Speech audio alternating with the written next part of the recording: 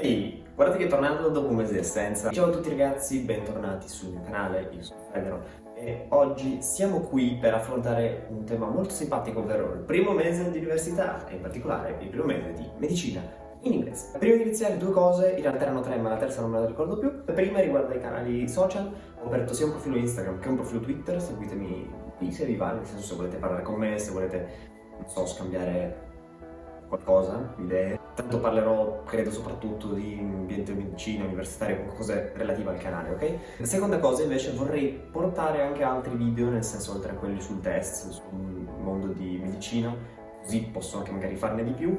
E non lo so, ditemi voi, non so, pensavo qualcosa sui libri, non lo so. Consigliate voi se volete, cioè, no?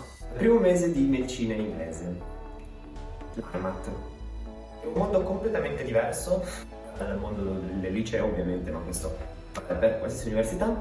Cambi e secondo me è più divertente, nel senso che mi sto divertendo di più adesso che al liceo. Ci sono molti punti a favore dell'IMAT, come ci sono anche sicuramente dei punti a sfavore, però questo non è il video in cui voglio dire questo è un pro, questo è un contro, nel senso è molto soggettivo, per cui vorrei solamente descrivere la mia esperienza. Allora, iniziamo col dire che fin dal primo giorno gli orari sono stati abbastanza tosti. Partivamo alle 9 con le lezioni, finivamo alle 18. Poi 18 tutti i giorni, ovviamente in lingua inglese, perché nel senso siamo al corso in inglese. All'inizio credo che la parte più difficile fosse proprio il capire i professori, perché bisogna un po' abituarsi ad ascoltare la lingua da persone che magari non sono su YouTube, non sono con un microfono, o quindi non hanno un audio perfettamente chiaro, perché per carità i professori hanno sì il microfono all'università, però nelle aule magari c'è un po' di rimbombo e all'inizio se non si è abituati si fa un po' fatica. Io mi ricordo che la prima settimana ero sconvolto, distrutto, perché io per carità non parlerò benissimo inglese, non sarò un genio in inglese, però l'inglese l'ho sempre capito, lo riesco a farmi capire dagli altri e quindi ritrovarmi proprio a perdere fili della spiegazione perché non riuscivo a capire le parole dette dal professore o dalla professoressa, mi lasciavo un po' così. Per fortuna poi già dalla seconda settimana è iniziato ad andare meglio, adesso dopo un mese posso dire che capisco tranquillamente tutto quello che dicono anche senza guardarli in faccia e nel senso mi sento molto fiero di questa cosa, mi sento veramente molto fiero. All'inizio è un po' difficile, infatti mi ricordo che tipo il secondo, terzo giorno ero abbattuto e ho detto no, non riuscirò mai a studiare medicina, non fa per me. Ero molto demoralizzato perché mi sembrava che avessi fatto la scelta sbagliata, anche perché mi era capitata subito il secondo giorno una professoressa che mi aveva fatto odiare l'inizio dell'università. Adesso invece devo dire, conoscendo persone, prendendoci l'abitudine, è cambiato tutto, sono felicissimo, mi farei questa scelta 30.000 volte, è veramente divertente.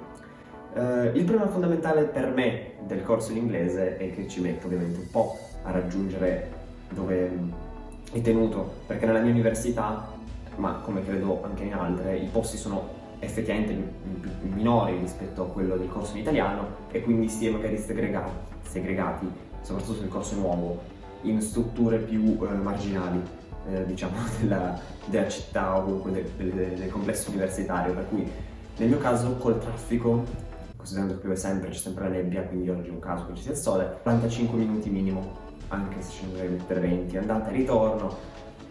Una cosa molto figa che mi è piaciuta veramente tanto è il fatto che ci siano persone da tutto il mondo, che veramente da ogni parte del mondo, sia dall'Europa che fuori dall'Europa, ci sono americani, giapponesi, israeliani, Lussemburgo, Spagna, cioè veramente è un mondo molto ampio, cioè sia un miscuglio di culture veramente figo. Infatti fa sempre ridere quando lo racconto, perché i nostri pranzi, dato che come primo anno mangiamo tutti insieme, cerchiamo di fare abbastanza un gruppo grosso, fa ridere perché magari siamo 30 persone che mangiano.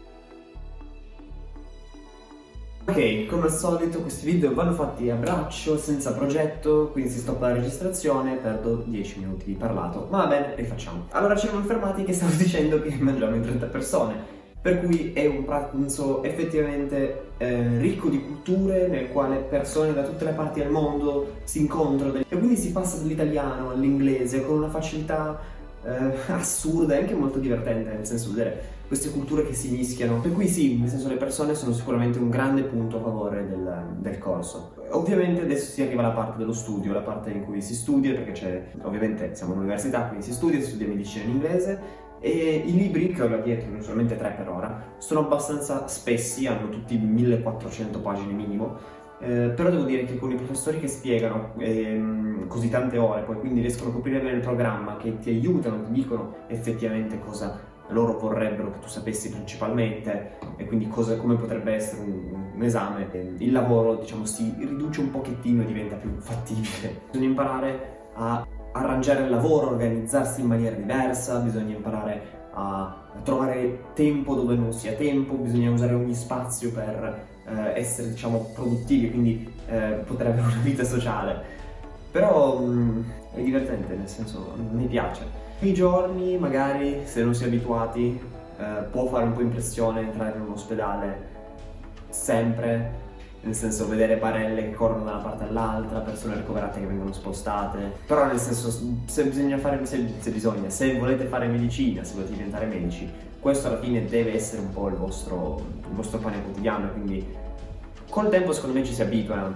Ad esempio una cosa che io non potevo assolutamente sopportare all'inizio, ma questo per motivi miei personali, una para che ho io, era il cuore. Io sentir parlare del cuore, non so, vedere il cuore, nel senso sapere, avere un qualcosa di relativo al cuore era un po' un tabù, nel senso io cercavo sempre di evitare la parte relativa al cuore perché impressione, nel senso non mi faceva stare tranquillo.